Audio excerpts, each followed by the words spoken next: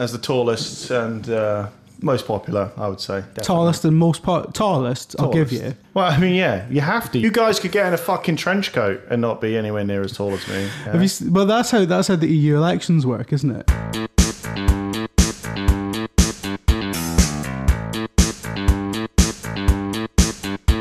Hello, and welcome back to the Jim, Burns and Dave podcast. We've been away.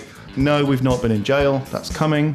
But we've been working and doing stuff. Yeah. And, we've been abroad, but now we're back. And we thought we should probably start doing the talking again. There's been lots to talk about recently, hasn't there? Well, it has been like 15 months. Yeah. However, there has only really been one topic to talk about in those 15 months, but we're not going to talk about that because nothing's fucking changed. Yeah, exactly. So you can listen to that one again if you want some of the Tony Blair chat. But this one's going to be about stuff that is actually relevant. This is, this is great because I remember the last one we recorded before this was just before E3 last year. And it's well, isn't it almost exactly a year now? I thought it was like Christmas the year before that. No, because it was, remember, we did that Christmas and then we did nothing for like 6 months and then we recorded the one before E3 last year, which was going to be like, we're going to record a podcast on the beach and this is going to be like a rebirth. I don't even know if we released that. No, we did release it because ever since people have been like, where's your beach podcast? Because of various work-related circumstances. People just been editing the wind out from the beach one, haven't we? Yeah, exactly. But we're back now and everyone's feeling pretty good, I think. We've done some cool stuff in the interim. There's that lovely Resident Evil live action commercial which you saw and loved, which people from various online institutions described as great, and a fitting tribute to George A. Romero. So cheers, George. Obviously he's away, so yeah, we would never say it was better, obviously we would just say it's different and hopefully good. There you go. Desperately trying not to say something that someone will go, I can't believe I was listening to the Jeremy That's your entire career. Yeah, this exactly. is like the tightrope. That you dangerously close to Jack Tretton talking about Jack Palance kind of vibes. And then some minder having to run on and be like, well, please don't upset the estate of Jack Palance. Yeah. Well, listen. Speaking of upsetting the estate or the memory of, it's been 20 years since the Phantom Menace came out. Was Jack Palance in that? No, but what's the link here?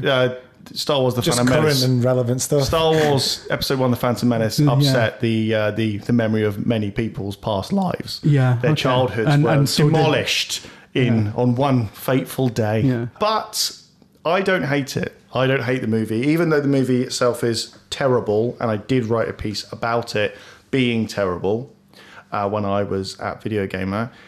I will never not like it because I always remember the anticipation, the build up to it.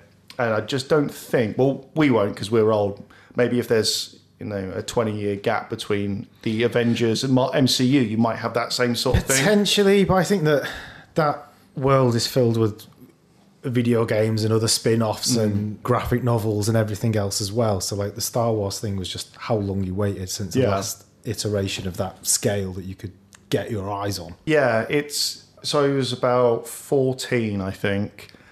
And so obviously I wasn't reading Variety or the trades where it had been announced. Like 93, I think the You were announcement definitely reading Variety at 14. I was in Variety being arrested.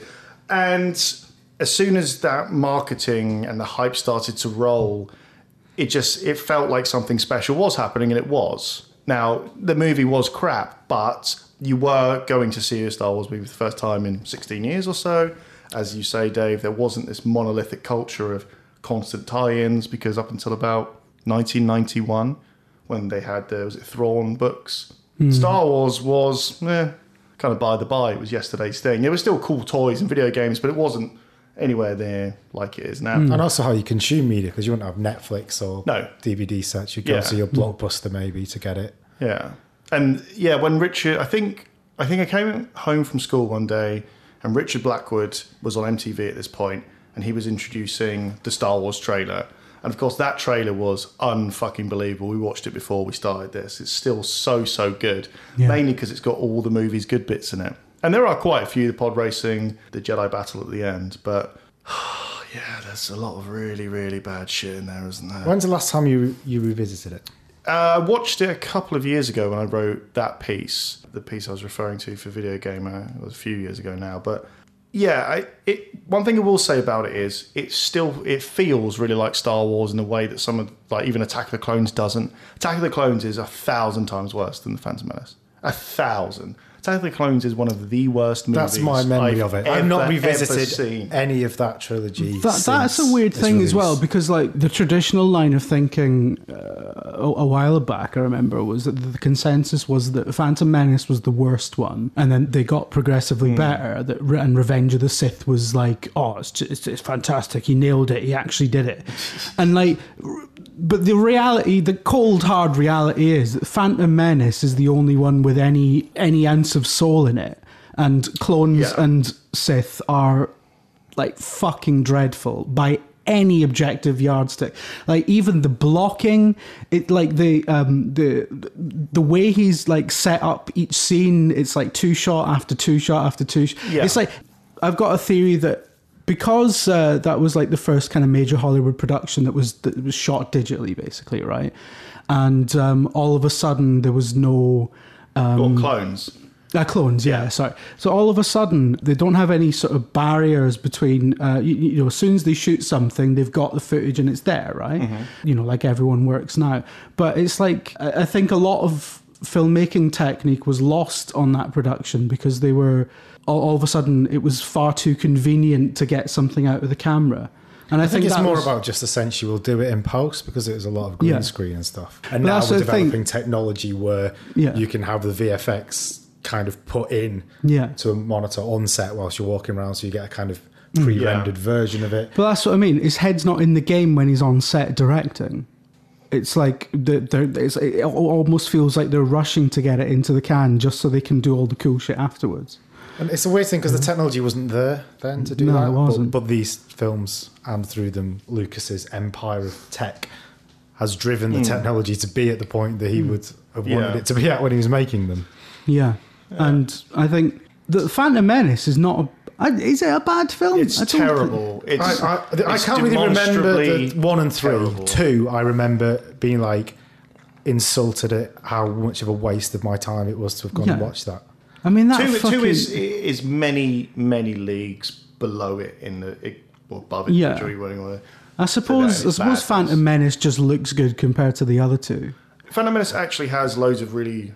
Sorry, that was a bit Reddit thread. That one. Phantom Menace actually has, but it does have some. It does have very cool moments, and it is carried, in the first instance at least, by the discovery of the characters of Anakin and Qui-Gon. Yes, so, I mean, Liam Neeson is generally fine in the movie. I get the feeling that he knows that it's not great, but he has the stoicism, and that's why he's essentially only in the movie 4. But any of the lightsaber stuff is much, much better than any of the other two movies, because they're not just CGI-ing the characters. For Christopher Lee, they had like a stuntman, and his face was on a stuntman, and all the twirling, and Yoda and Revenge of the Sith, and he wasn't there for either Attack of the Clones or Sith. And there is, without sounding too much like a fanboy, there is some heart there. There is some grounding, some set that they're on. But pod race stuff is still really cool. Mm-hmm. The ending is too badly intercut, which is famously talked about by Ben Burt on The Beginning, the excellent DVD making of, which I would never ever shut up about, which outlines every element of the production of episode 1. It's on YouTube, you can watch it. I still feel good about the movie just because I remember the build up to it. Yeah, I thought it was bad at the time, but there were moments that I liked. But mainly it was, as you say, Dave, you consume media differently, and everyone was moving in the right direction towards this movie. It's a fascinating cultural artifact, though, isn't it? Yeah. And that's kind of where its place is now. The anticipation about it. Yeah, there's a book about it called... went on to drive rather than the actual film itself. There's a book about it called Anticipation, which, ironically enough, isn't actually that good. But the first half of the book is really good because it talks about anticipation. And one thing about the Phantom Menace is it was released at the cusp of the internet really going to the places, or the beginning of the places that we know it as now, the internet as it is now. So you'd have Ain't It Cool News, you'd have rumours coming in saying, "Oh, I've read the script for episode 1," or "I've gone to London and I've sat in Claridge's or Dorchester, wherever it was, and I've read this script for someone gave it to me." So there's also this kind of espionage is the wrong word, but this cloak and dagger excitement that was happening in a world which was still ruled by rumour and innuendo. Like those old stories you'd hear on the playground. There is a Ghostbusters 3, but it's only available, it's only out in America. I watched it when I was, in America or whatever. And that world was ending, but this was the perfectly timed movie. So you could still get rumours about it. Oh, it was called this, or now it's called that, or this is who's going to be in it. So you couldn't just immediately disprove something by getting your phone out and going, "Oh, no, he's not in it because, he said this." So, yeah, a shite movie, great build-up. What's the Streetcar Named Desire episode is in Simpsons? Better than the act is the anticipation. There you go. Star Wars Episode 1, load of shit, good sword fighting. Liked it. Well, hold on. Where were you, Jim? Where was I? Were you in Wales? No, I was in Scotland by that point. Oh, right. Okay. Yeah. All right. So how was it up there? Don't fucking know. I can't remember. Was it before? It was before that, wasn't it? Because you had the re-releases in 1997, right? Yes. Yeah. So we'd had, if I remember rightly, we'd had like Star Wars kind of fever in the late 90s. Started with the remasters coming back into the cinema. Yeah, it was the kind of proving ground for some of the special effects stuff as well. Yeah, and it was like, and they reintroduced that stuff with Jabba the Hutt in the first film, and it was really seen as like a, like you say, like a test bed for, not just for the effects, but also for like, does anyone give a shit about this anymore? Yeah. And turns out like people really, really did. What I remember is like Star Wars always being a thing in the background that was like a thing people liked, but then like it hitting absolute fever pitch. And then I suppose it has kind of parallels with everything really, the Lost finale, Game of Thrones and whatever. Just like when it actually kind of, there's so much anticipation, and then when it actually hit, like, I think there was an afterglow of about 6 months where everyone was like, yeah, Star Wars is back, and then people were just like, wait a minute, Star Wars isn't back. Well, it's kind of happened. I know we said about how things have really changed, but that sort of thing, sticking the landing, as it were. I remember as well Game of Thrones. Do you remember? Because in the past, right? Before sort of like nerdy kind of pop culture nonsense became like the fucking Dominion, became like basically everything. Mm-hmm. The particularly kind of British outlets, I guess, but you had it in America as well. A lot of the kind of the media would be really snooty about these things, so they'd be really like they'd be really kind of patronizing fucking pieces at the end of the news about all these absolute wallopers queuing outside cinemas because you had people camping outside multiplexes and stuff to get in. And I remember a Vox Pop package on one of these fucking programs with like a really stuffy presenter giving, and now we go to the idiots. And was it Peter Sissons? Was it a Peter Sissons type? Someone like that, yeah. It's like, and now, like News at 10, they used to have that. Yeah. The little wrap up, which was the world's on fire. Yeah. I mean, and in the 90s, the world was okay. Yeah. It was still bad, but the Forever War was way off. The Forever War was way off. Yeah, but it was, and what the fuck? What was the big political scandal in Blair or Oasis? Really, wasn't it? Yeah, in the 90s. No, it was Lewinsky. Which Spice Girl do you fancy? In 1998, what was the biggest political scandal? Clinton and Lewinsky. Lewinsky, yeah. In Britain. That didn't matter. That was the only show in town. It's like everyone was still quite happy with Blair, weren't they? No, I think NME had run a front cover around about 90. People were starting to get annoyed because he wasn't feel like betrayed yet or something. Yeah, because he didn't immediately reverse everything that Thatcher did. Anyway. So that was the problem back then. But seems quite quaint now looking back, doesn't it? Totally. So, yeah, I remember this Vox Pop, and I only remember one of the actual, but I think it'll stay with me forever. And it was a guy saying into the camera, and somebody was saying to him, like, oh, why the fuck are you even here? Why are you camped outside a cinema? Are you really, And he said, listen, I don't care if it's 2 hours of George Lucas sitting in his bathtub. I'm going to be there day one and I'm going to love every second. I'm like, you will fucking eat those words, because Turns out you'd rather have watched It turns George out Lucas you in would the bath. rather. I would genuinely. A lot more pathos. I would rather watch 2 hours of George Lucas showing his whole ass, which is basically what he did in the Phantom Menace documentary, he's not isn't up it? to much these days. I reckon if we get a Patreon on, for Jim to see George Lucas's whole ass, we might. I'm sure he's skin Excuse me. after selling it to Excuse me, Stephen. It's a figure of speech. Come on now. But yeah, the Game of Thrones thing as well is that the problem, obviously, with any Star Wars media, and especially with Episode 1, was you had too much time. This is why I like waiting for TV shows to end and then watching them. So you don't come at it with all that preconceived. So I watched all of Breaking Bad after it finished. So I had Well, Breaking Bad- I hadn't spent 10 years going, this is my theory. It's kind of like when you desperately want something to end like that, it does not matter. And I know I have not seen the Game of Thrones ending, and I know I've heard that it's bad. But what I'm saying is that when you're in that sort of fandom, that feeling in your mind, you're never actually going to be really happy no matter what. Yeah. But I do miss that kind of collective viewing. I think Avengers has kind of water brought cooler that back. moments, I believe they're Avengers called. has done that, and Game of Thrones did do that. My Twitter was fucking hell. Couldn't open it on Monday because I don't really follow. Well, I follow people who watch Game of Thrones, but I don't follow any of the ancillary shit around it, like the talk. Was it the talk show about Game of Thrones? Or so I wasn't getting any spoilers whatsoever. And people that were watching it and were in the fan theories and down the rabbit holes, they were waking up going, "Oh, it's been spoiled again!" Blah blah blah. And it's like, well, you know. But yeah, that happened. But you're right. Sorry, can you talk into the mic because you're kind of at the side of it and getting a lot of echo. Excuse me. Redact that statement. Yeah. Yes, darling. You. They're still both tossers in case you hadn't picked that up in the net. I think that still happens with like Avengers and Thrones has had that collective cultural moment, but it's not as prevalent as it was, I would say. So, yeah, that was the Phantom Menace. It was incredibly racist in parts. Laid some incredible groundwork in fan entitlement, I guess, didn't it? But the thing is, though, is that all that whole, like, you know, George Lucas raped my child. I mean, that entire phrase is horrendous. And I think if that phrase had been invented now and tweeted, the person tweeting it would be immediately cancelled. But because it's such a horrendous thing to invoke over just being disappointed by a fucking film about spaceships to fucking wind your neck in.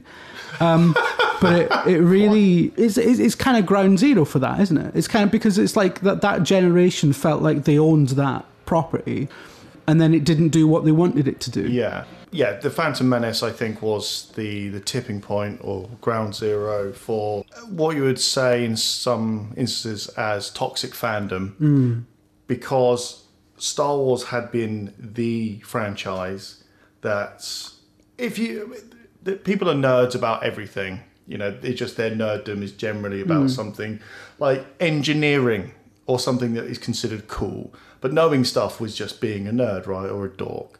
But in the 70s and 80s, nerdness was sci-fi, movies, Star Wars, and all of that. And then it went away, and it just wasn't very prevalent, Star Wars. You had the Droids comics, you had the books in the early 90s. But people thought, and I think this is where the gatekeeping comes from, that because they were there, that we were there, man.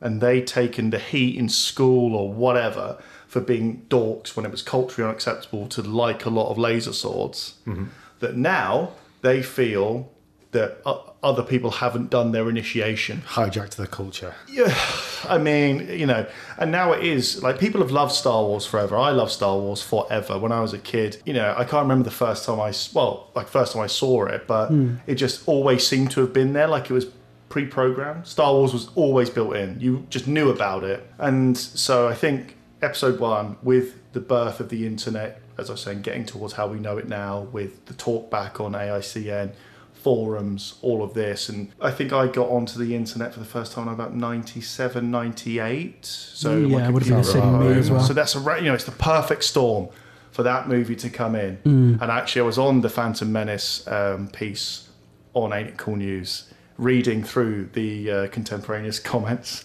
from 1999.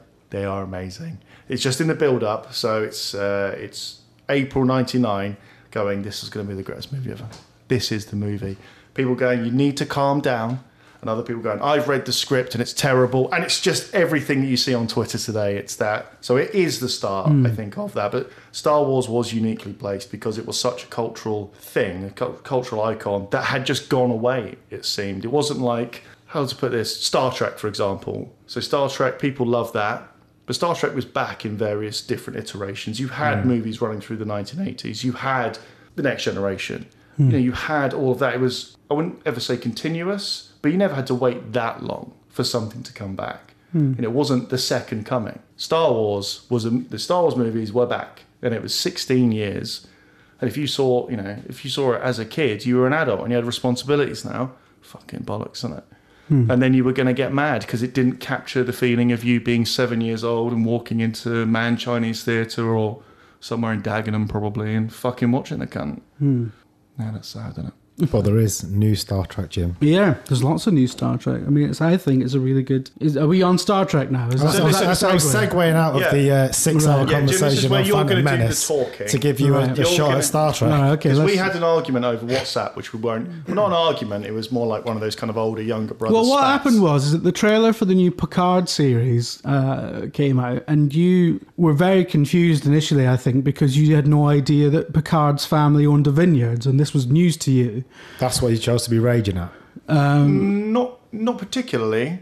I just didn't know. I didn't know why it was important, and that's my own ignorance. But I think most. You were like, oh, why is he on Earth now? Why is he in a vineyard? Why is he picking grapes? None of this makes any, And it was like, well. The significance of it, though, is difficult to sort of surmise. But basically, the idea of coming home is a complicated issue for Picard because he couldn't get away from home fast enough. I mean, the origin story of the character is that his father wanted him to grow up and run the vineyard with his brother, and he didn't want to do that. He wanted to go off and join Starfleet and explore and be a galactic hero and blah blah blah. He went off and did that, and then he got captured by the Borg and surgically altered and basically abused and severely, what's the word? Not maimed. Mutilated. There we go. So then he got captured by the Borg and got he was mutilated and he was literally scarred for life. Cracking episodes, then. Physically and mentally. But the third episode in that arc, after they get him back and everything, and he goes to visit his brother, to visit his family, and he's not been there for like 20 years. It's quite a significant episode because they've broken him, and this is not a character that you used to. This is Picard was an authoritative figure. He was a pillar of strength. He was he projected the Federation authority, but also Federation values of inclusion and empathy. And anyway, so the vineyard is really significant for a character that's kind of got to the end of his life and apparently is really unhappy. Because of that's everyone, things that have happened. That's not a character, that's humanity. I mean, it's millennial Star Trek, isn't it? He's got mental health problems now. I think one of the things that struck me about it, and that was a very lovely and lyrical way of describing man goes back to see his family and hates them, which is every man's journey. But I'll talk about some assumptions I'd made about Star Trek, okay? It's in the future, right? Correct. And I thought that Earth just probably didn't exist anymore because we just all fucked it up. I think that was probably because you'd once told me that there was some sort of world war. No, but you're talking about science fact. This is science fiction. So we haven't entirely destroyed the planet in the fictional Star Trek version. Yeah. And I thought, I didn't even know how close they were to Earth. I know that they can just, zip about in this fucking pizza cutter that they're on. But at the same time, I was a bit like, what's the fucking point in having a show where you can fly around anywhere and do anything and invent anything, and you want to spend it in a fucking vineyard? What's that about? That's a Sofia Coppola fucking movie, yeah? Yeah, but but you could go and do anything. And her movies are brilliant. Right, I'm in now. I'm back. I think you're extrapolating an entire TV show from a 40-second teaser. This is toxic fandom. This is toxic anti-fandom. It's just gone well meta. Ask Steve Burns to describe what happens in Star Trek with these cues. I don't know. Earth Can you exists. buy Picard wine in the real world? Can actually, I think. I Fantastic. do think they. I don't know if you still can, but there was definitely a company producing it for a while. It comes from a real, in universe, it comes from what is like a real region, doesn't it? It's like That's quite a lot of the Earth. yeah, but that's like it comes from like the Le Bar region of France, and The it's Loire like Valley. it's based on something that Grapes has and roots that, in yeah. reality. I mean, I know wine as a concept has roots in reality, but I think it goes a little bit You deeper than that. fucking middle class sellout. What's happened to your bookie? I don't know. I mean, the thing about the Picard show is that we don't know anything about it yet, apart from the fact that it's happening and the fact that nobody really expected to ever see that character again. I'm excited about that because even though I won't watch it, we do need more TV shows which are about hope.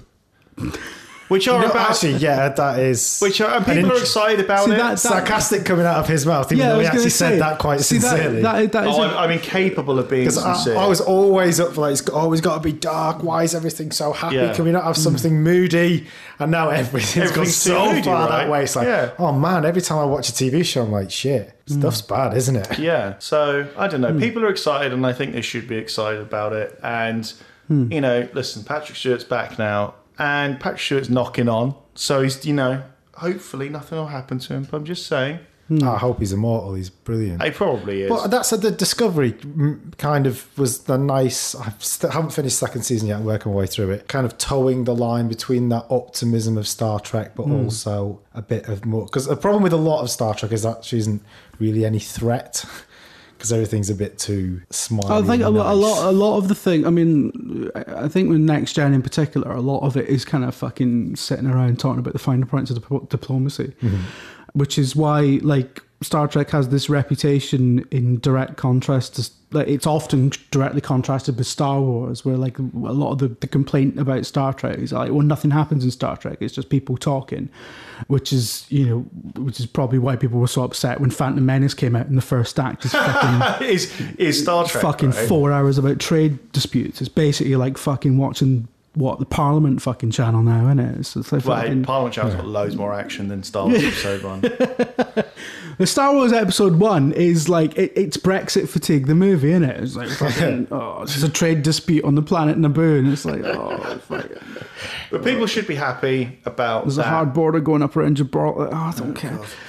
So over time, that became because I remember like for that generation, but old people are universally all wankers, but that generation always used to argue with each other about who the best captain was. Was it Picard or was it Kirk? What's the best series? Is it Next Gen or is it?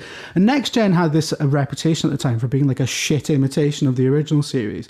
But actually, I think now the needle has shifted to like, well, actually, Next Gen is actually the really good one, the really intellectual one that's got good writing and good acting. And Kirk was a tosser. And that series was made in the 60s, and it's incredibly fucking misogynistic. I've just started working my way through from the beginning. So I've just finished the first season of the original one. Yeah. And I was having a discussion with Jim where basically every plot point comes down to, but what we need is a crazy hot woman. It's like, we're going down to this planet of robots that disguise themselves as crazy hot young women. Oh my God, this Family thing that's Guy got on episode. board that sucks your face and turns you into a crazy hot young woman. And that's basically the plot point of 26 of the first 30 episodes. Can you see these online or? all on Netflix. No. Yeah, but it's like I don't think there is any real. I mean, they did some amazing stuff in the original series, but I don't think that you can really have any kind of proper intellectual argument that TNG it's more is the worst interesting show. to see it in the context of when it was. Yeah, I mean, made. it's Well, always I been watched different to the process, stuff right? around it, isn't it, on television now? Yeah, There are only 2 episodes that I know about in the original series.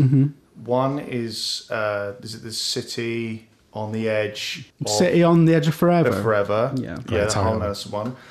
The other one is something that I read about. It's where Kirk gets aged. He gets old really quickly throughout the episode.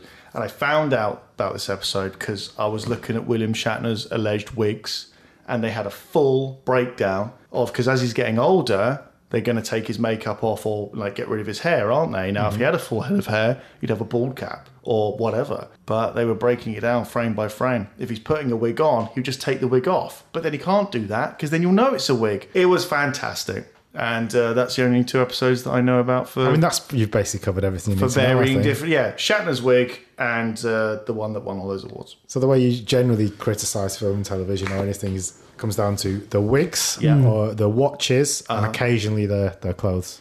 Bohemian Rhapsody's wigs, terrible. Terrible, terrible, terrible. It took me out of it. There's some amazing episodes of the original series. City on the Edge of Forever is one of them.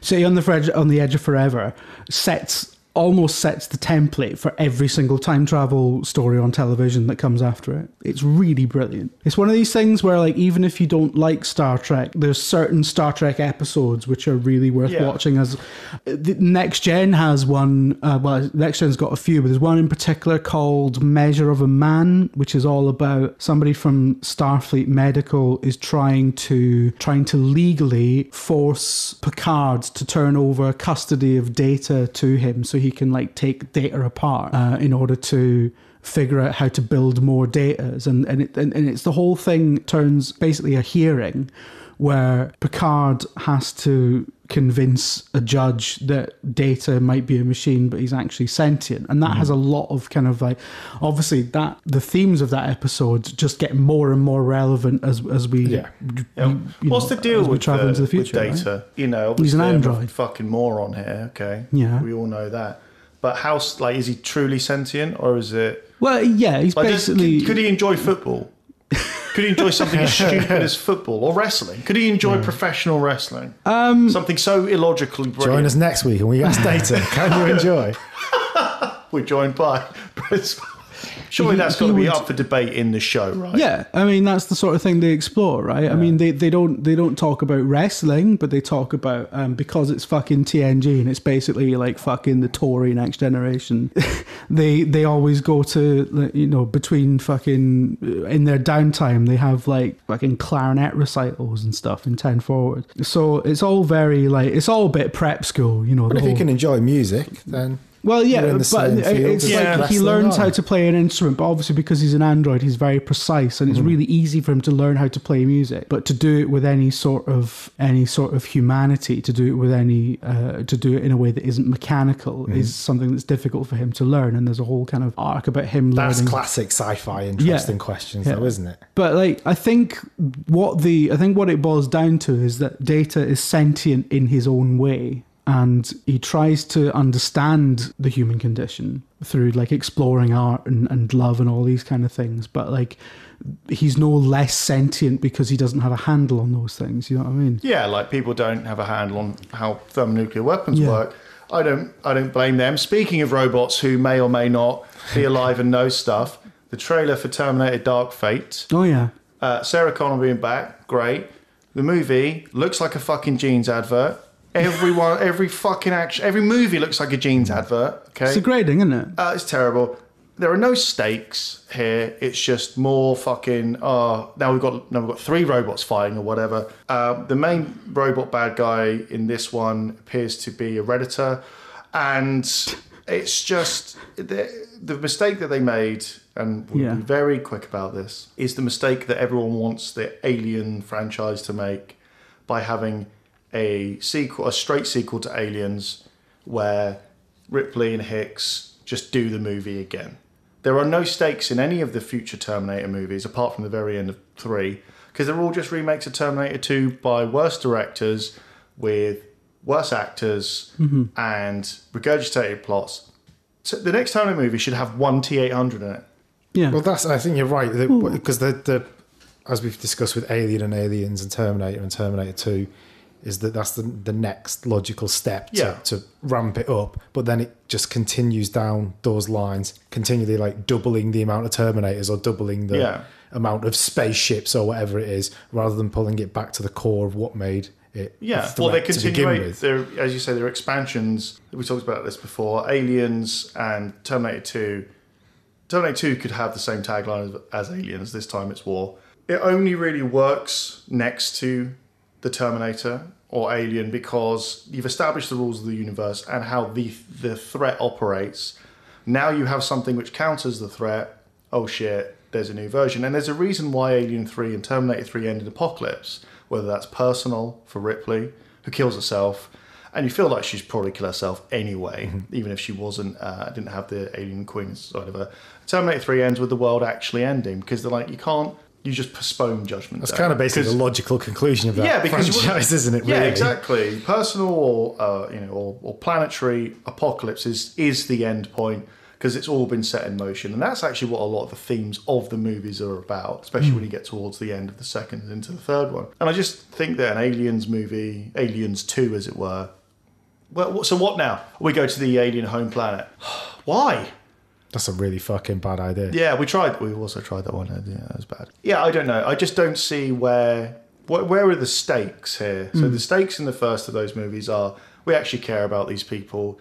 They have low-key jobs, space truckers, or, she's a waitress. I mean, They're just trying to get film by. is basically a slasher film, isn't it? I mean, The first exactly movie's fucking what it is, Maniac Cop, as someone tweeted me, Yeah. and Terminator 2 becomes this big, ginormous action blockbuster, I think by virtue of them wanting to push the envelope more, yes, and James Cameron loves hardware, yes, but because that everyone expected the budget to be that big, expected it, especially with Liquid Metal Terminator. Now it's like, well, we've got to keep going. This time it's available to, in the trailer for Dark Fate, one of the Terminators gets hit with a fucking, I don't know, a pole or something. He gets hit with a pole about 16 times in the trailer. I know. I think this has almost come back round to the conversation about the tech from episode 1, where now that has become so affordable to so many filmmakers that actually it's chucked in so often and repeatedly, whereas actually the horror and the moments we were talking about from Terminator, where he walks through and the gun clinks and then the cigarette drops out of the mouth. And those little moments are the ones that... the first Terminator, the police station scene where he says, and this is I love this line, where the cops ask Reese how it works, and he has an idea of how it works. And then they ask him a really technical question, and he loses it and says, I don't know, I didn't build the fucking thing.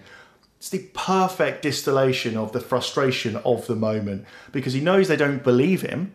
They're not going to have a moment of that tension where, and especially where Sarah's in the back room asleep or trying to sleep, and he's telling them that it's coming, and the audience knows it's coming, but the audience doesn't know how powerful it truly is. So before, yes, it's had the T-800 that is, has a concussive element. It's burst into tech noir. It's killed the punks. It's done a lot of shit, like it's cut its eye out or whatever. But this full frontal assault on the police station tells you two things. One, Reese was right, it won't stop.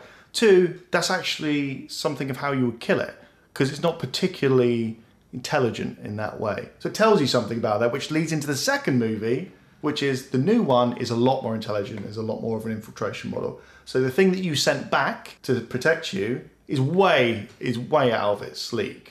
So you've got all that going on. The Terminator police station scene gives me the fucking fear, because you're thinking, oh well, they've got all this weaponry, doesn't matter. Yeah. So yeah. But you're right though, it is horror with the paranoia and the slasher element. Yeah, and when it smashes through, and I think it's Sarah's like, oh god, it's actually real. That's real horror movie trope. It could be Michael Myers that walks into that police station, and he can't be stopped, and he can't be killed or whatever.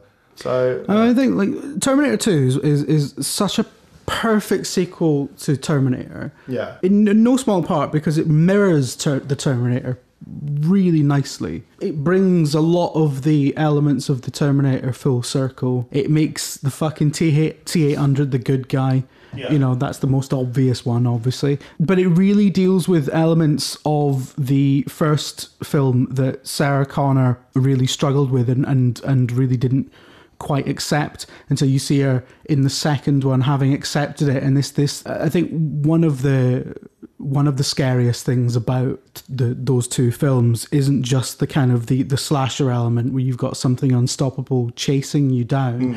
It's also you've got the unstoppable element of time and destiny as well. Like you've been dealt a really your life is going to go away that you did not want, and you can't get away from that. Yeah. She can't. Being the mother of the resistance literally is not what she wanted out of her life. She just wanted to be a fucking person who had a perm and a waitressing job. We all wanted to have a perm. And, you know, whatever. And now she has to go and fucking be this person who's going to raise like a really terrible child to become but like the pressure leader is of on this. her, isn't it? You can see it in her face. The pressure, yeah, it's like the absolute pressure of destiny, and you know that it's the kind of that's the sort of thing that brings down government. And one great moment in that, just before we go on in Terminator 2, is that when you meet Sarah again, she's shown to be unbelievably capable, to be smarter than all of her captors. Yeah. To want to get out and to have tried to play it her way. Their way, by saying I've been good for, you know, to go through the levels to get out the, you know, day release or whatever. And she then outsmarts the guards. She outsmarts the police officers when they come for that, you know, when they show the pictures. She takes the paperclip. After all that, when she sees Arnie get out the lift, she still goes to pieces, because she's on the floor. It's like she starts screaming because the nightmare is back. Now, of course, he's good in this one, but it would have been easy for her to play it like she attacks him, but that's the PTSD of it, is that she immediately starts screaming and trying to run away because she spent all these years building herself up. Oh, well, he's back now. And I think there's an element of, she believes it totally that it will happen, but now it's really in your face. And yeah, that's perfect screenwriting. And there's nothing like that in the new ones. You know, she'll get out of that, as she does in the trailer. She gets out now and just blows away that Terminator. Why is she not scared of these things anymore? Like, I don't know. It's gonna be shit. Also, delete that, Jim, in the future if it's actually good. Should we do some questions? Yeah, let's go for it. Yeah, should we jump over to the old video games? And Megachurv says, did Lewis's section hit anyone else hard than Edith Finch? Which I believe you completed yesterday, Jim. I'm about halfway through, so I don't think I've got to Lewis yet. Yeah, otherwise the answer's no. Like that section is very much at the end. No. Edith Finch. It's been out for a while, isn't it? But I think it recently went on to. It's the PlayStation Plus download. It was PlayStation Plus. I played it on Xbox because it's on because all the buzz about it was about it coming on PlayStation Plus, but. It's on Xbox Game Pass as well, and it's absolutely worth. If you've got either platform, it's absolutely worth going through it. It's a really clever. Is walking simulator still a term that is used? It's kind of I hate that term. It's so reductive. But anyway, I hate Sebastian Coe. But yeah, it's first-person interactive narrative. Find the plot bits thing. I don't know. Plot point janitor. You know, I don't. That seems quite dismissive. Interactive entertainment. Multi-generational storytelling. Because there's no cool secret passages and shit. Yeah, is it like Gone Home? I've not played it. It's kind of similar. It's a little bit like Gone Home. Isn't it the same company that made Gone? I don't know, but it's very similar. Fucking rad. It's a very similar vibe to Gone Home. Yeah. No guns in it. Well, there is a gun in it. Although, obviously, the twist to Gone... Are we allowed to talk about the twist to Gone Home now? Has it been... What's the... some people might pick it up. Just say... Listen, the twist to Gone Home... Yeah. Is good. Is that, like... The twist to Gone Home is that there's no badness going on, isn't it? Yeah. No, but depending on... Could you say... There is badness, but not the badness that you expect. Could you say that, like, the twist to Gone Home is that, like, there's nothing really weird going on? No, it's just that the twist that's been built... Yeah. The ending that's been built is not actually the source of the family's dysfunction. Yeah. So, like... so Edith Finch is a weird one because... It's about death, like, and it's about how people deal with it, and it's about how people live with it. And I think there's also elements of there's a real strong thread of a family suffering from mental illness, and not all the same mental illness, but like the idea that this family is. They all have a predilection to suffering from mental illness. And to just generally being quite unwell. They're very unfortunate. They all die quite young, apart from one or two specific examples. But it's also not as completely dark as that as well. It's quite whimsical in places. It's quite whimsical in a lot of places, and it's very... The surreal part at the beginning where you like turn into a cat and then a bird and then a shark and roll down a hill and stuff. It's really cool. But even that sequence has a lot of whimsy, but it's also like, you know, the thing that it's dealing with is really sad. Yeah, but I think it's a really nice part of how they do the balance really well. Yeah, but like, so it's so fucking millennial. Like it's about. Stop fucking ragging on millennials. Millennials down. I'm not. No, I fucking am one. You're a fucking little. Yeah, you're a fucking old man now, aren't you? It's not. No, listen, I'm not fucking. I'm not talking. Oh Jesus! It's not like I'm not doing the fucking the fucking some fucking 50-year-old wanker with a comment is free blog going on about if people didn't fucking eat avocado on toast, they'd be able to have a fucking property portfolio. I'm not doing that. I'm talking about it from the perspective of somebody that this is fucking directed at. It feels like an incredibly generational game because I don't think anyone older than 40 would probably get it. Well, I don't know. It does fit alongside those other ones you classed as walking sims. I guess everybody's gone to the Rapture and Dear Esther and we interviewed Jessica Curry. Yeah, we did, yeah. Well, you guys did. I wasn't there. Well, yeah, you weren't allowed. Yeah, she's one of the funniest interviews we've ever had. And one of the she's the most composer for Everybody's Gone to the Rapture. Yeah, great stuff. And Dear Esther. Yes. I was going to say, like, so Dear Esther really kind of almost invented that walking sim genre, I guess. It definitely popularised. I'm going forward in first person and I don't have a gun. Yeah, that's weird. It's quite a nice change of pace, though, isn't it? Yeah. And everything. I'd like to have a gun at some points, but I can live without a gun for maybe an hour or two. You know, there's a then gun. I need a gun. We're going to make a game where it's like 99% of it is just walking about and solving little puzzles, and it's all whimsy and stuff. And then the last 1% is just gone fucking mad with 2 Uzis.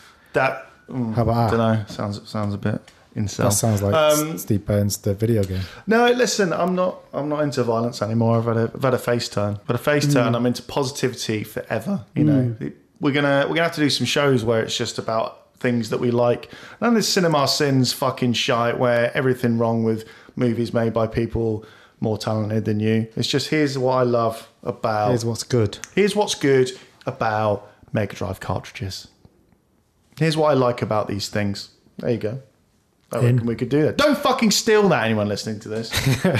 No, the internet doesn't run on positivity. That's not the economics. Listen, Dave, what's the next fucking cue? This is good. We got questions. What are the thoughts on the Sonic debacle? That's from Chris Wickstead. Shit. Well, I will say, and again, it's kind of like the Phantom Menace, is that no matter what happens in the Sonic movie, I can't hate it because in the build-up, one of my all-time favourite things was happening in Phantom Menace. That was the anticipation and the hype and everything we talked about and the togetherness.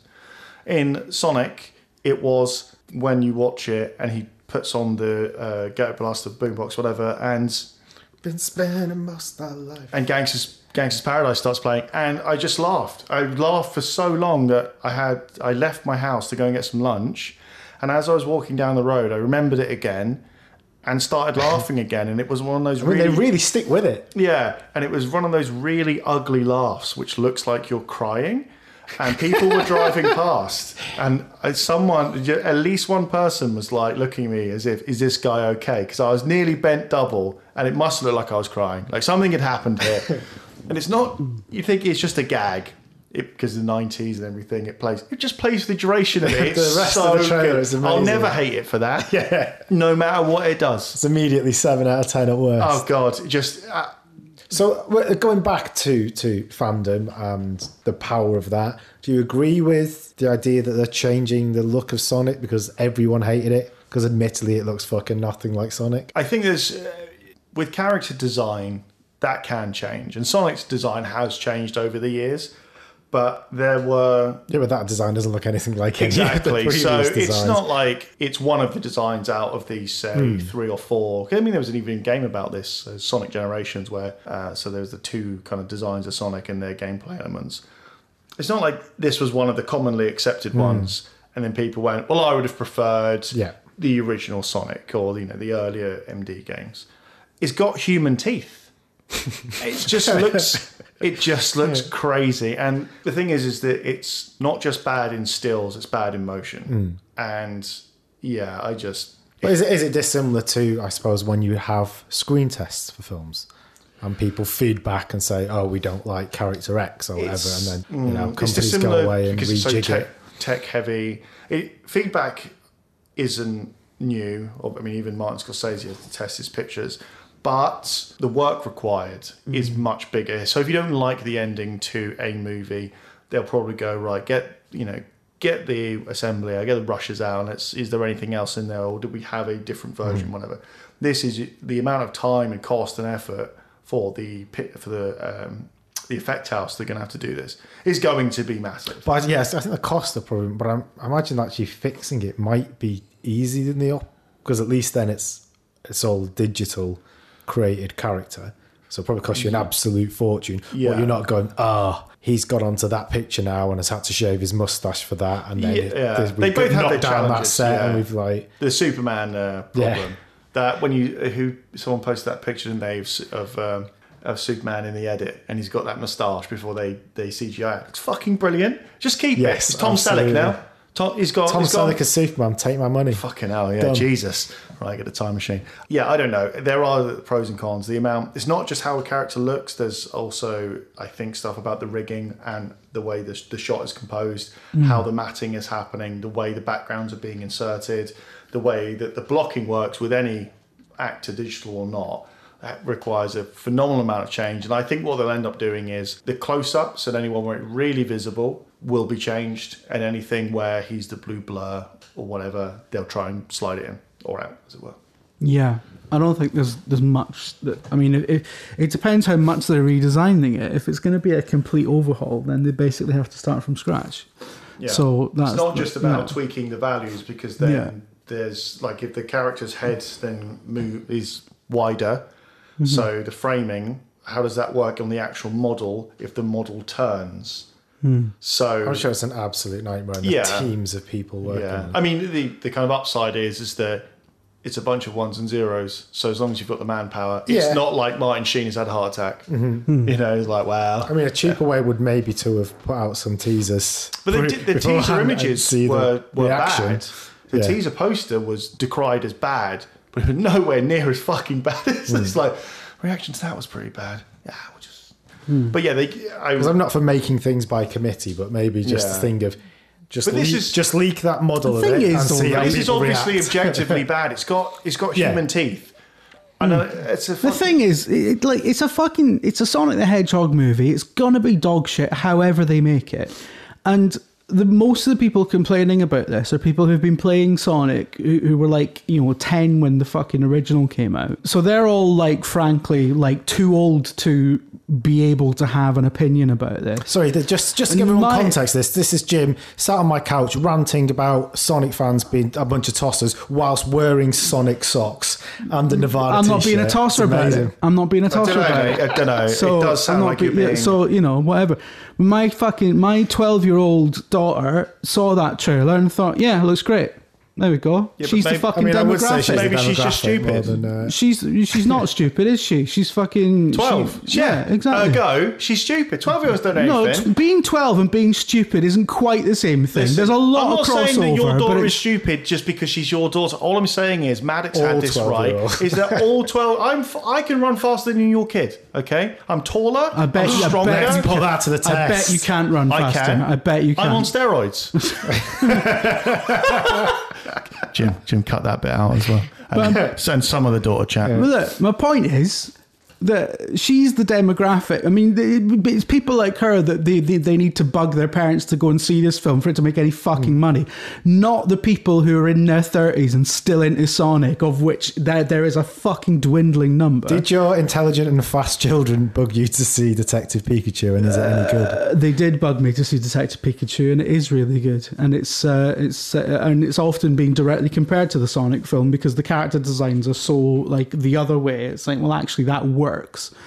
Yeah, I mean, the thing about if we're going just talking about the character designs compared between the two films, Detective Pikachu's feel true to the spirit of the the original designs, right? Even though they've been made furry and live action and initially some of them. I bet you like a bit of furry live action, don't you? Looked a bit, some of them look a bit weird as a result. But I'm talking about going to see a film with my children and you're making it weird. I'm sorry. Could you just fucking stop that right now? Excuse me, I didn't say anything about Yeah, you are fucking... You're the worst person to have a discussion about anything with. This is unbelievable. Fucking... Jim, cut this one. So, I can't even remember what I was fucking talking about now. Don't bother. It's fucking shite anyway. Oh wow, I've got a family and I love them and they love me and I've been out doing stuff with them. No one cares about that. Okay, on to the next question. Oh, where to go for? Oh, right. Actually, well, there is a question from Melissa. You said thoughts on the show. She didn't say that. She said thoughts on the show Chernobyl. I'm really enjoying it so far. Personally, I think we'll probably come back to that on a future episode, of which there will be some, because we haven't seen it yet, have we? No, well, I haven't. But seen I'm it. definitely going to watch it. I think even Steve Burns is going to watch it, and he doesn't watch anything except fucking Bad Housewives of Miami or whatever it's called. Yeah, I'm going to take a while to be able to watch anything with the HBO logo in front of it for a while, I'll be honest. No, here we go. Shots fired. There's no dragons in this one. No, it's not that. It's just I'm actually upset that Game of Thrones is over. So There'll be like 16 spin-off. It makes infinity money. yeah, there'll be one spin-off that'll last for one season because Jane Goldman's writing it and it'll be shit. So carry on. Shots fired. Wow. Well, I can't wait for that one to blow I'm up on sorry. everyone's Are there any faces. fucking fans of the Golden Compass in the house? I didn't fucking think so. Oh, speaking of CGI beards and moustaches, didn't they, for the poster for The that? polar bear was CGI, yeah. It wasn't real. No, was Daniel Craig in that? Yes, wasn't He it? Yes, had... was. What I was, don't know. I've not seen it. It might be Yeah, good. I think in the movie he The had books are fucking great. And also I saw a theatre version of it, and that was amazing. Do you know at what? that Funnily show. enough, It's brilliant. Funnily enough, his Dark Materials, right? Yeah. That's HBO's next big fantasy thing. That's Well, the yeah, big- I mean, it's... Essentially, it's not as big as Harry Potter, but you got a license. It's to weird tap how into Jane that same Goldman's kind of writing market. the Game of Thrones spin-off and not that, but I haven't actually seen that film, so I don't know whether the film is bad because it was absolutely terribly written or it just looks awful. I'm absolutely... Or- Can I please take that back? It's probably nothing... It's probably not Jane Goldman's fault. Yes, thank you, Jim. I was just trying to be pithy. You've said a lot of bad stuff today, to be honest, even more than me. Excuse me, not fair to accuse me of sexual deviance in front of my family, in effect. Well, I hope you can prove that when you're up in front of the kangaroo court explaining it. Now, anyway. Right. Anyway, so listen. 60 people turn up to a fucking hotel in a onesie.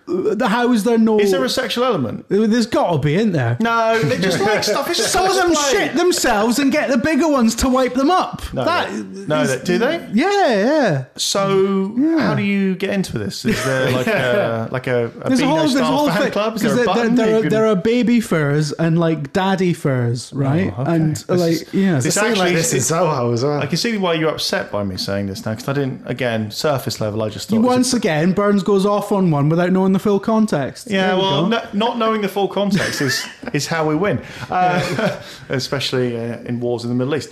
So, I don't know, let's move off this topic now before... Yeah, before it's we horrible, isn't it? Before we get litigated again.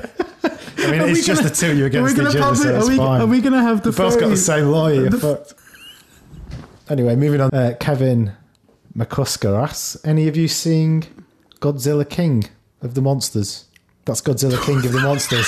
It's probably a call. Is there a colon in there? I don't know. Godzilla King of the monster. That, fucking hell, that was like a... That was Did like you a see Shin Godzilla? there was like a Phil K routine. Phil K? Peter K? Jesus Christ. We've all got to stop drinking as well. Fucking turning into my dad. Wasn't Phil K the Scottish one? There's a lot of CTE going on in this room, I feel.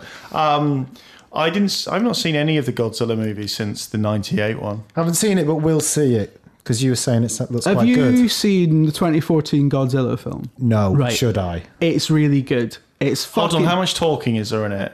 Is there a Right. lot of like talking? My next point was, Okay. right, and I swear this is true, Okay. right, I think it's got the fucking perfect ratio of monster drama and human drama. Okay, all right. I So think that's it's- that's a strong enough 99% pitch there, monster Jim. drama. Because you can't, because you can't have too much on one or the other. Because you know, We too, can. too much of the monster drama. No, I agree with you. I'm coming in to back you up, Jim. Yeah. all right, bollocks cool. to you. Because what's like Godzilla's just Pacific fucking Rim? King of the Monsters. It's just fucking wrestling. Yeah, but with it's robots fighting and shit, and it massive robots, and you thought that'd be cool, but actually, there's not really any stakes Yeah. in it. It's a bit boring. Too No, much, I never too thought much that of was the gonna be monster cool. drama, and it just washes all. It's you desensitized to it, and you've got no stake. But hold in on, what if the monsters are cutting promos?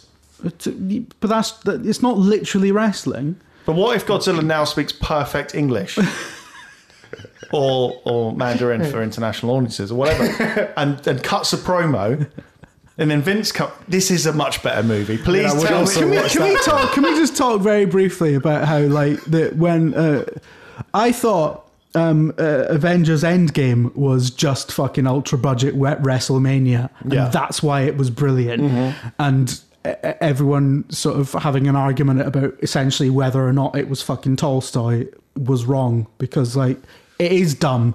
But it's fine to just have things that just entertain. It's dumb Not as everything fuck. has to be laced with pathos. But I mean, it's look, the Avengers films are dumb as fuck, but they're fucking brilliant. You can be both things at once. Yeah, I mean, look, because that's wrestling, right? Yeah, yeah. So was the counter argument, which I would understand, that everything is becoming that. Because there is an argument there, or certainly everything that's getting the amount of screens is that. I think generally the counter argument was just how fucking dare you enjoy stuff that's popular. But that's a bore. I enjoy stuff that's popular all the time. Yeah, I wasn't talking about. This wasn't a moan at you. No, I'm just saying, because people think, I think that sometimes they think I'm sitting around reading notes fucking from the underground. Well, the man who every fucking 5 minutes tweets an impassioned defence of Alien 3 when nobody asked. Excuse me. Firstly, let's not get onto that, all right? And secondly, see above. Now, what we're actually talking about, Godzilla. Right. Godzilla 2014 turns up, right. Fucking, he's got a hat on now, yeah? And he's going to fuck shit up, okay? Yeah. But before that, he's got to give a promo about winning the King of the Ring. So, this is going to be fucking so good. This is the movie, right? Yeah. Vince is in it. Yeah. I'll see. When is Godzilla King out? Well, the thing about I don't know, soon. Well, the thing about the 2014 Godzilla, it's basically right. So what you want from Godzilla is the big boy. Godzilla is fucking Andre the Giant, but he can't speak English, so you've got the human characters doing the promo for him. So there's the human characters are like the management. Yeah, they're like Mean Gene. Oh, okay. You know, and so then Jimmy Hart is. I don't know. We'll have to see. We're putting a Patreon out for this week. I tell you what. So if there's a steel cage, I would argue that Godzilla 2014. I love that fucking I love that film, and all the spin-offs so far have been really enjoyable. Kong Skull Island was fucking. I think it had a lot of criticism thrown at it. Wait, is that the one with the fucking T-Rexes and that cutting about? No, I don't think so. I don't remember any King Kong. I don't. Was that? Are you talking about the Peter Jackson one? Yeah, the one's that's like. No, not the Peter Jackson one. There's there's one that's in this. It came after Godzilla 2014. Oh, okay, because obviously, it's the Vietnam movie, but it's got exactly King Kong in it. Exactly. King Kong's Kurtz, basically. Because it's set in the early 70s, and they go looking for King Kong stuff. So the movie, all this fucking Godzilla franchise is building towards Godzilla versus Kong. So, okay. So this is like... Right, so, yeah, that's WrestleMania. Okay, let's go watch some big monster movies, I'm in. So this is like Money in the Bank, and then we're building up to WrestleMania. See, this is how you sell this movie, right? Yeah. Whoever's fucking distributing this, stop being a bunch of fucking knobs. Okay? I don't care who you are. Let's get the Ultimate Warrior involved at some point as well. The Ultimate Warrior is sadly not with us. I just not that he's not here. I mean, I'm not laughing about the fact that he's not with us. I'm just laughing about the sarcasm with which you delivered that. Sadly, it's actually. I was going to go for Hulk Hogan, but that's why he's problematic. So who's the next one in that? We're not allowed to. Jake the Snake Man Roberts, is he all right? Jake Snake Roberts. I think he did have some problems. He was. I think they've all got problems, really. But I think he's all right actually. It's a sliding scale. Just fucking say Stone Cold. Just say Stone No, he's too modern. I'm going the generation he's before also had that. some problematic incidents. Let's move on from. He's not too modern. No, I said I'm on about the ones before that. He's on about the. Oh, shut up! Right, right. Last question. Fucking make it a good one because I need to go. Just before we move on to the last question, I've played a few hours of Rage 2 and it's really good. Carry on. Okay, so it's a double header here from Lauren Aitken. Has Jim tidied his room yet? I'm not even gonna acknowledge that. I'll answer that for you, and that's no. And also, will you play The Witcher 3 if it comes to Switch? Do I have to give some backstory to that? It's funnier if you don't. Why Lauren Aitken's even asking that? No, I don't want to. I didn't know she knew you at first, so I just thought she knew that you were she knows a of messy me. bugger. Just stop being a knob and answer the questions. this is fucking. That is basically libel. For Well, a you start. have an untidy room. Yes. It's absolute fact. The fact that it's true doesn't stop it being libelous. Not sure how well that hold up in court.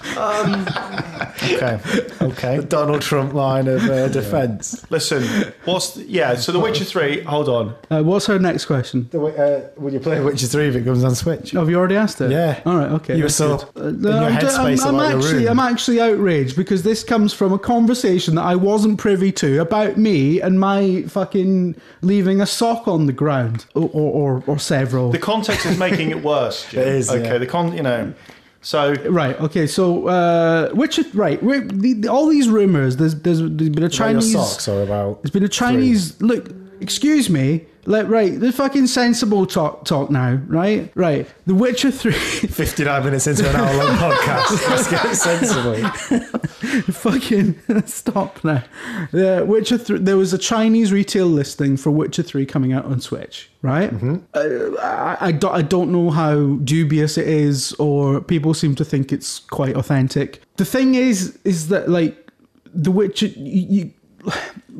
I have a fucking PC that struggles to want to run The Witcher 3. And, I have a PC that was, like, manufactured after the fucking Witcher 3 came out, which struggles to run The Witcher 3. yeah, So, we try calling it a cunt. no, actually. But, It can work. I mean, it's quite a high-spec laptop, but it still will struggle to run The Witcher 3. This is 1050 Ti, if you're asking. But, no, because those people will fucking, why don't you don't know anything about. That's true. So but I just don't want. still be wrong. I don't want to. I don't want an argument with those people.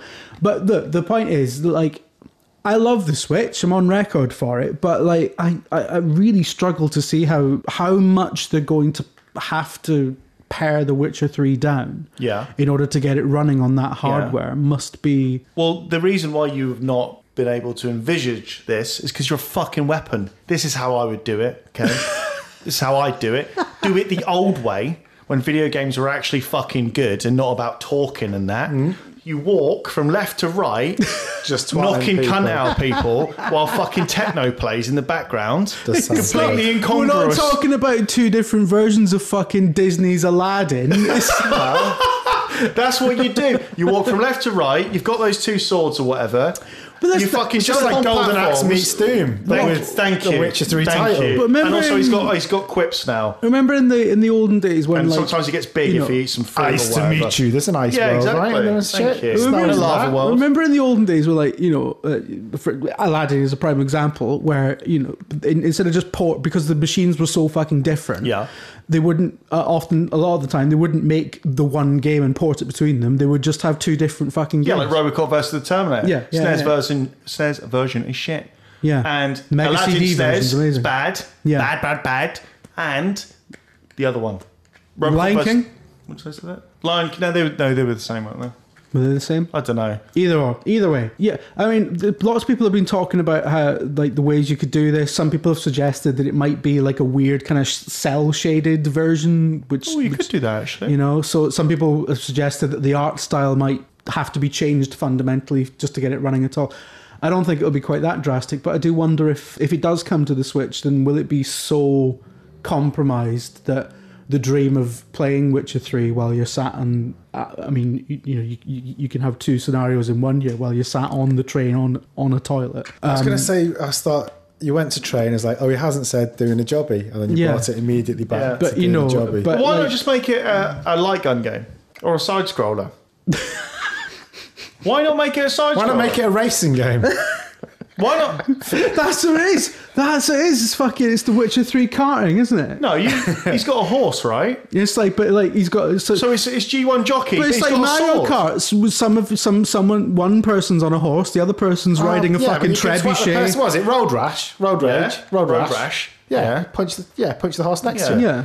Not the actual horse. That's like even if you're a Newcastle fan. So isn't it's going to have to be a karting game where like you got the stages are like Novigrad and like the bog where people died. This whole trend about how every time a game comes out, people want a Switch version. Because like, I want a Switch version because I want to play it when I'm out and about. I want to play it when I'm on my commute. I want to play it on the bus. I want to play it on the train. That's why I always carry my PlayStation 4 with me in a massive telly. I was like that at first with the Switch. You know what? I'm over it now. Because I've tried to play Skyrim, for example, on a train, and do you know what? It's not fucking designed to be played on a tiny fucking screen when you're on a vehicle that's shaking about. It's crap. Well, that's unbelievable. The Switch is an amazing stuff that is made for the Switch. It's just okay at the moment. No Pez, no stuff sale. that like Mario Kart, first party Nintendo Zelda, stuff. and zipping about doing footy and that. Yeah. Surely that's the best, isn't it? Stuff like stuff that's made with handheld in mind, stuff that's like, first party for the Switch, and some very, very scant examples of big console games that have been ported over. There are a couple that work in the translation, but for the most part, I think you got to treat it as a handheld. Does it have, in fact, the other PlayStation Plus game that's released this month, which is awesome, which is Overcooked?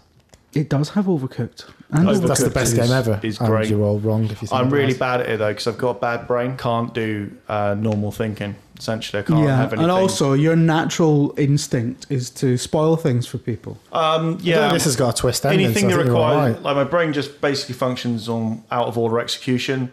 So anything that requires some sort of step by step, can you handle this? I'll probably just come up with some sort of Donald Trump factoid or. And then we'll get there, but it might take a while. Anyway, on that note, I'd like to go to the toilet now. So I guess we can wrap this one up by saying thanks for listening. If you've been offended by any of it, then please write it down in a letter and stick out your fucking ass. And then send it to Jim. Before I go, Justice Herbert Watty says, what is the film equivalent of Aztec camera? And the answer is Serpico. So. Oh, okay.